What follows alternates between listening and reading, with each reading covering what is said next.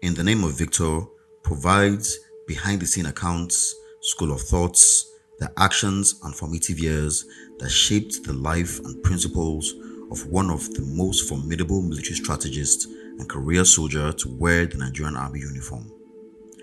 It provides an unparalleled timeline about critical political occurrences in Nigeria between 1967 and post-2001, and how one man who rose into power and privilege from a humble background reacted, was affected, and was ultimately shaped by those experiences. It is a catalogue of a brilliant education, personal triumphs, institutional mistakes, international accolades, and inner perspectives of the plagues that have crippled our country Nigeria since 1960. I had the rare privilege and opportunity of completing and publishing my father's unfinished memoirs with the working title Confronting Errors with the Truth in April 2013. The writing of this autobiography commenced in 2006, but it was not completed by my beloved father due to a sudden health crisis that incapacitated him until his painful demise on October 9, 2017. When I read the content of the manuscript, I immediately understood the importance of completing this project and publishing it for the benefit of Nigerian leaders, populace, and military strategists around the world. I was saddled with the onerous task of documenting the lifetime and preserving the legacy of General Malu. I spent 2.5 years working to complete this project, and one of my greatest joys was having the opportunity of presenting him with a published book with a new title, In the Name of Victor, Confronting Errors with the Truth, in 2013, 4 years before his final departure. It was a very special moment for both of us. For his valuable inputs, I would like to thank Professor Okechukwu Oko, with whom my father initially started this project with. For his undying support throughout the book project, I would also like to thank and acknowledge His Excellency General Abdulsalami Abubakar, former Head of State and Commander-in-Chief of the Armed Forces of Nigeria. I also owe a debt of gratitude to the following individuals and organizations who contributed to making the launch of this book a resounding success. Members of the Nigerian Defense Academy Third Regular Course, His Eminence Alhaji Muhammadu Sa'ad Abubakar III, Sultan of Sokoto, Mr. Emeka Nwandu, serving and retired officers and men of the Nigerian Army, the government and good people of Benue State, associates, friends, families, and well-wishers. Furthermore, I'd like to thank my publishers and my team, Chukwudi Obonaya, Shola Oladipo, Olumide King, Emmanuel Olarenwaju, and Amatesiru Duri for a job well done. It is now 5 years after the first publication of this book, and the current economic and security challenges confronting the country has made this subsequent edition very timely and prophetic. Finally, I hope this edition inspires every reader to new levels of dedication and honesty in their careers and professional callings. And may Nigeria continue to produce great men and upright leaders like my father, General Samuel Victor Leonard Malu. Teve Malu, June 2018. Chapter 1. Early Years. The central figure in my house was my father, Malu Ador. He was a disciplinarian who insisted on a better life for his children, especially me, his first child. My father was by all accounts a poor man. He had no formal education and did not have many material things. What he lacked in worldly possessions, he made up for with strong will and determination. He was determined to give his children the best and inculcate the right values. My father lived by moral precepts. He taught us not only by shouting and spanking, which he did quite often, but by the power of example. He taught us that through hard work and perseverance, one can overcome any and all obstacles. Failure to him was not an option. He believed that weakness portends failure and must be met with force. My father believed that a man had no right to cry. If I cried, which I did quite often, I instantly received further beatings from my father. I was taught early in life to take my punishment without displaying any emotion. Whenever we heard our father's voice or footsteps, we quickly dried our tears and put on a cheerful face. My father's disdain for laziness led him to believe that any errant behavior had to be forcefully contained before it became a habit. That philosophy impelled him to adopt a draconian approach to problems. There was nothing spanking could not address. The rod would never be spared to save the child. Rather, the rod should always be called in aid, as an ally to correct the child. This philosophy probably explained why my siblings and I generally regarded my father as a very strict man. My father acted out of paternal conviction that whenever he spanked me for violating his rules, he would tell stories about relatives who had not done well in life because they behaved like me. The aim of such cautionary tales was to help me appreciate the nexus between non-compliance with rules and failure. My father stressed discipline and self-respect, while my mother insisted on love, humility, and kindness. I picked up as much as I could from each of them. On the whole, my father lived a fulfilled life. He never let lack of material things affect his outlook on life. He remained optimistic, hoping and praying that his tomorrow would be better than his today. He handled life challenges with a considerable degree of equanimity and refused to let temporary setbacks steal his joy. His primary mission was to fend for his family and educate his children. Nothing pleased him more than watching his children mature and develop into responsible and productive members of the society. Doing well in school attracted his attention and secured his affection. Because I craved both, I worked very hard in school to make him happy. My father was a decent, honest, and hardworking man. While dealing with the public, he was unassuming, cordial, and respectful. The community meant so much to him, and he readily subordinated personal interests for communitarian needs and values. He nurtured several younger members of the community who in time loved and respected him. For my father, helping friends and neighbors was simply a matter of faith. He did whatever he could, at times at great personal expense, to help friends and neighbors. My mother, on the other hand, was the direct opposite of my father. She had so much love for her children and did all she could to ensure that we were all right. My mother helped me to get through the difficult period of my childhood. She did what women her generation did. She stayed at home to take care of the family. She did a marvelous job of raising her children, 8 in all, 5 boys and 3 girls. She was my friend, my counselor, my everything. Whenever I got into it with my father, she would always provide comforting words and wise counsel. My mother projected an aura of inner peace and joy that she wanted to inculcate in her children. In my most difficult times, she treated me with tenderness and tried to calm my nerves and soothe my soul. Her gentle soul and her warmth and kindness brightened what otherwise would have been a very tough childhood for my siblings and me. My mother's comforting words and encouragement remain my worthy companions to this very day. My mother's graceful tenderness complemented my father's fiery temperament. She was always the steady hand, the cool spirit that kept us all together. My mother had the ability to diffuse potentially difficult situations. Calmness in the face of problems was one of the qualities I picked from my mother. She was close to all the kids and tried to act as a wedge between each of us and our father. She would straighten out many problems before they got to my father, because any problem that got to my father became more complicated and larger than it should be. Religion was very important to my family. My parents were staunch Christians and active members of the Dutch Reformed Church Mission. Sundays in my house were very special. We had to go to church whether we liked it or not. For my father, not going to church was a sin, or perhaps a crime of immense proportions, and he responded to our occasional indifference with immense threats.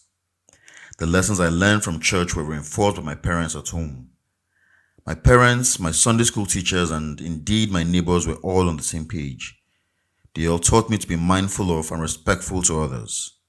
One of the enduring things I picked up from early years in church was to respect and treat others the way I would like them to respect and treat me. This golden rule has always been my guiding principle in all my endeavors. My father wanted us to attain greatness even as he struggled to make ends meet. His vision for his children was in no way restrained by his limited resources. Most nights, my father assembled his family in his living room and in a stern voice lectured us on human existence. He would recount his trials and tribulations and how he had overcome challenges. The key he emphasized was hard work. Through hard work, he would say, you can overcome any and every obstacle. Though every family member was there, I sensed that he focused primarily on me. I was his eldest child and first son, who by custom and tradition was supposed to carry the family torch.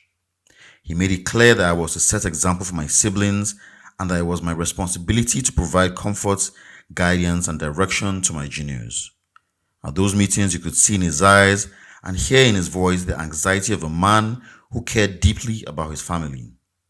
He simply wanted a good life for his children, and like most men in his generation, he hoped that his children would live a better life than he had.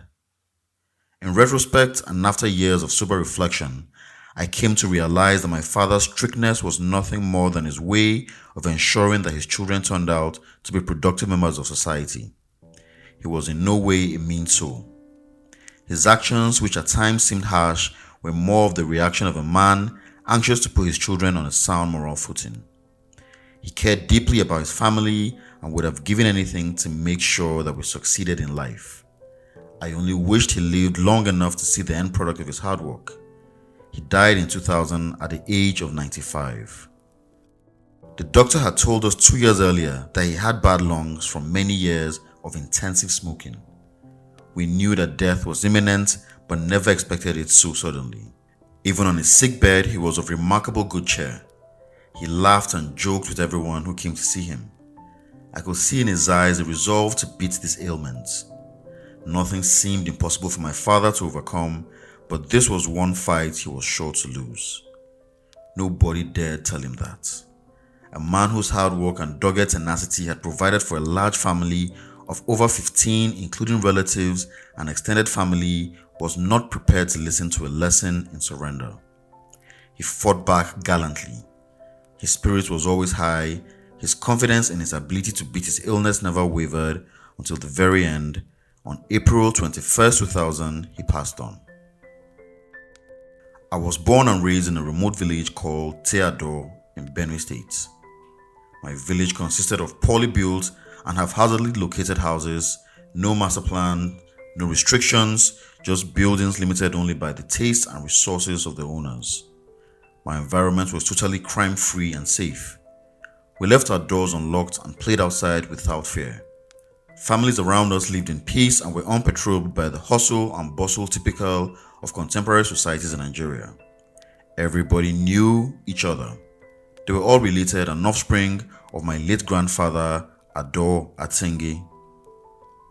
Our home outwardly resembled most houses in the neighborhood. It was a modest, poorly built house with no modern facilities like electricity or running water. It was just enough to shield the occupants from rain and sunshine. There were no television sets and no stereo.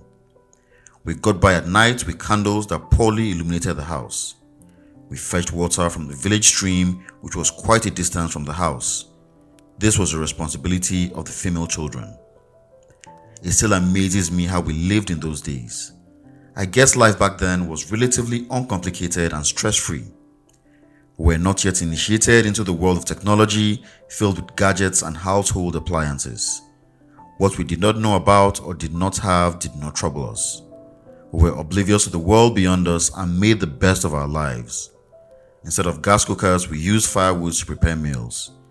The meals did not taste any different from those prepared by gas cookers. In fact, some may argue that meals cooked by wood fires taste better. Instead of electricity, we used open fires to disturb night darkness and see our way through. I did about what every boy my age did in those days. I went to school when it was time, did my house chores, or rather I was instructed to do work in the house because I did not particularly like working at home. It took me away from my friends. After grudgingly doing my home chores, I would escape into the neighborhood to play with my friends. I had a lot of friends in the neighborhood who were very close and shared similar interests. We did virtually everything together. When we were not playing soccer, we spent our time telling stories about what had recently happened in our respective homes. We did everything together and had disagreements, which occasionally led to fistfights. I was not afraid to stand up for my beliefs and fight if I had to defend my honor. As children, our fights did not lead to lingering enmity. We quickly forgot about our differences and moved on with our lives. We had so much in common and did not allow petty quarrels to stop us from having fun. We would gather in front of my house most nights and tell stories and compare notes. One of our friends was a talented recounter. He would regale us with his exploits, telling us how he had outmaneuvered his parents to avoid punishment. Hearing him go through those various iterations of his exploits amused and entertained us. Though he told the truth most of the time, he often embellished his stories for effect and for the sake of impressing us. I kept in touch sporadically with some of my childhood friends and former classmates. Education was very important to my community. My people saw it as a vehicle to a better life and did whatever they could to send their children to school. My father was very poor, so I attended one of the native authority schools in a place called Sankera in what is now the Ukum local government area. My school was quite a distance from my house. The long walk to and from school afforded me the time and opportunity to get away from the house. It also gave me the opportunity to socialize with my friends, most of whom equally cherished the chance to escape from their homes. The school was a junior primary school with only classes 1 to 4, and so I had to write examinations to go to senior primary school. In those days, if you did well in the examination, you stood a chance of attending one of the boarding primary schools run by each of the provinces. I was fortunate enough to pass the examination and attend boarding primary school at a place called Vandikia local government area. I finished primary school in 1961 and got admission to Benue Provincial Secondary School in Katsina. The school was eventually renamed Government Secondary School, Katsina. Before I went to college, there were very few people from my area who had attended college. Every holiday, this lucky few would regale us with stories of what went on in college, and they would tell us of the transformation experience of college life. The more they talked, the more I resolved to attend college. So when I entered college, my first year reminded me of those stories of college life. They were right. It was all they said it was and much more. College is indeed a life-changing experience. I was there from 1962 to 1966 when I took my West African School Certificate examination. College was very exciting for me. It afforded me the opportunity to acquire a formal education, something my parents did not have. It also enabled me to broaden my social base beyond my immediate family and neighbors.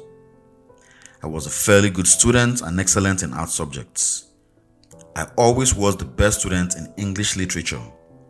My science subjects were not as good as the arts, but I knew that to get into higher school, I had to pass both arts and science subjects. I focused my energy on physics and ended up as one of the best in that subject, even in the school certificate exam. There were no formal examinations to get into higher school. Admission was based solely on secondary school scholastic records. The teachers in those days were very objective and did not allow irrelevant factors to influence their decision. I knew based on my secondary school performance that I would be selected to attend the Federal Government College at Oposi, but when the Civil War broke out, we were all transferred to either Federal Government College Sokoto or King's College Lagos. I was posted to Federal Government College Sokoto. While a whole lot seemed familiar at the Federal Government College Sokoto, like discipline, respect for seniors, and a structured life, some things were different. For one, the level of education was much more sophisticated and more in-depth than the education I'd received at the Government College Katsina. My classmates at Sokoto looked more like me and came from the same or roughly comparable backgrounds. I fitted in nicely and settled down to do my work. Higher school at Sokoto prepared me for my career. I also give great credit to my principal at the Government College Katsina, a retired British Army Captain E.P.T. Crampton. It was one of the most disciplined schools in the country. We revered him and did all that was necessary to avoid incurring his wrath.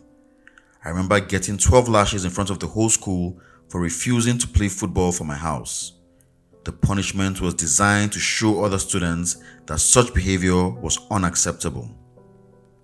In addition to academics, my school stressed physical fitness and extracurricular activities. We had a physical training instructor, a discharged army sergeant, Sergeant Agu, who took us through drills and exercises reminiscent of army training. Our school was almost run like a military regiment. I played almost all sports at a very high level. I played cricket for my school and for the Northern Nigerian team from secondary form 3 until I graduated from college. I also played hockey and eventually played for the Nigerian national team. I played soccer for my school and I was the team captain. I continued my sporting adventures in the army where I played tennis. Sports gave me discipline and exposure, both of which were informative as well as educative. My first trip outside Nigeria was to compete in an international military game. Playing sports made me popular in school. Students liked me and I enjoyed the adulation and encomiums heaped on me by admiring fans. I looked forward to games to showcase my talents. Though the cheer of my fellow students and respect of my teammates had an almost intoxicating effect on me, I refused to be blinded by them. I was not going to allow temporary adulation change who I was. I kept reminding myself that these cheers would someday come to an end and my life was yet to begin. Fellow students came to like and respect me more because of the way I handled myself. Friendship meant a lot to me and I was determined to develop good friendships with people around me. I was also lucky in those days, people had genuine respect and admiration for fellow citizens. Jealousy, envy, and greed, so typical in contemporary Nigeria, had no place in my school days. We deeply cared about fellow schoolmates and neighbors, and we did everything to help each other.